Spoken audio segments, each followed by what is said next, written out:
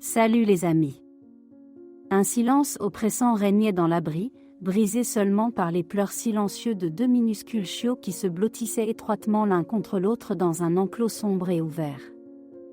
Leurs gémissements plaintifs résonnaient sur les murs froids, et les rafales de vent, pénétrant à travers les crevasses, intensifiaient leur souffrance.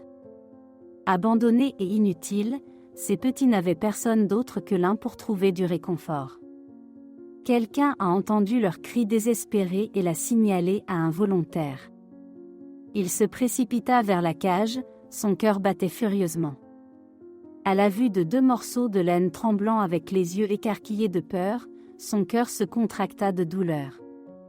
Il les prit doucement dans ses bras, et ils tressaillèrent au toucher, faibles et couverts d'écorchures. Il savait qu'ils avaient besoin d'aide d'urgence. Rapidement retourné à la voiture, il a attrapé des injections de vitamines et un médicament contre la gale. Les injections étaient douloureuses, mais c'était leur seule chance de salut. De retour à l'abri, il leur parla doucement, essayant de calmer leur corps tremblant. L'un des chiots s'est plaint lorsque l'aiguille est entrée dans sa peau et l'autre a caché le museau dans la fourrure de son frère. Des larmes sont tombées sur les yeux du bénévole alors qu'il faisait son travail à la hâte, réalisant que cette douleur pouvait leur sauver la vie. La nuit s'étirait lentement, mais finalement les chiots, épuisés par les piqûres, s'endormirent, blottis les uns contre les autres. Le bénévole n'a pas cessé de travailler, ses mains étaient douces mais confiantes. Il a enlevé les tiques et a donné au bébé des vitamines avec de l'eau.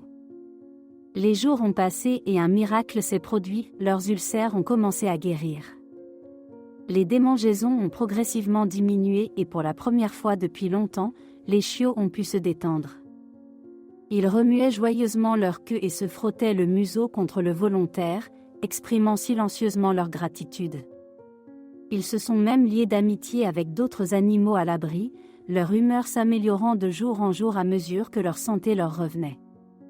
Une semaine plus tard, les changements étaient évidents.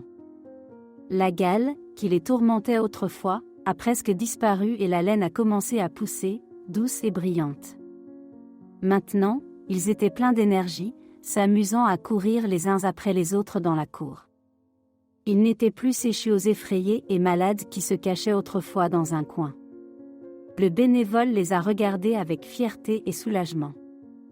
Bientôt, ils se renforceront et trouveront leur maison permanente où ils seront aimés et appréciés. Malgré les difficultés et les ressources limitées du refuge, non seulement ces deux tout petits ont survécu, mais ils se sont épanouis.